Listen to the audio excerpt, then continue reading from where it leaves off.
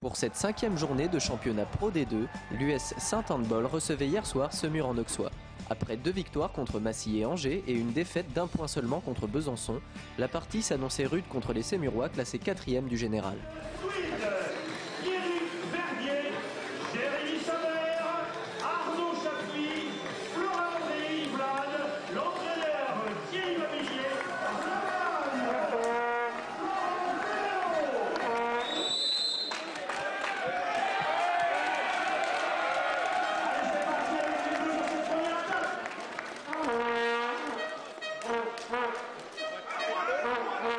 La première partie s'avère difficile pour les Saintais qui se font distancer au score. Les Bleus n'ont pas réussi à déjouer la défense sémuroise et leur gardien Walin Benkala malgré une belle remontée en début de seconde période. La rencontre se clôture sur le score de 22-28, laissant un goût de déjà-vu sur cette défaite similaire à celle de Besançon. On a fourni pas mal d'efforts en milieu de deuxième mi-temps pour revenir. On est revenu à 3 buts, je crois. Et malheureusement, les efforts qu'on a fournis nous ont fait payer à la fin. On avait le cœur, mais on n'avait pas les jambes pour terminer la partie.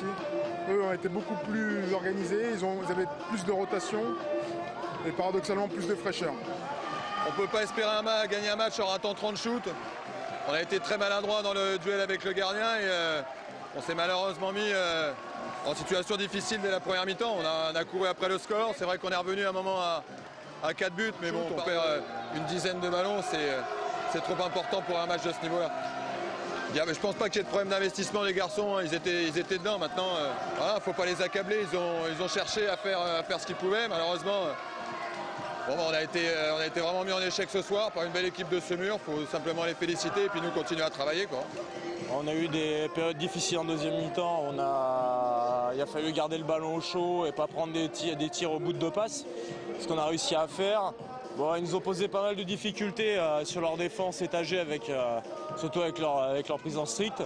On a trouvé des solutions, on a réussi à garder un avantage. En plus, l'avantage qu'on avait 7 buts à la mi-temps, on arrive à le garder presque toute la deuxième et on finit avec +6 au final. Première défaite à domicile cette année pour les Saintais, les Bleus devront aller chercher la victoire la semaine prochaine à Mulhouse pour la 6e journée du championnat Pro D2.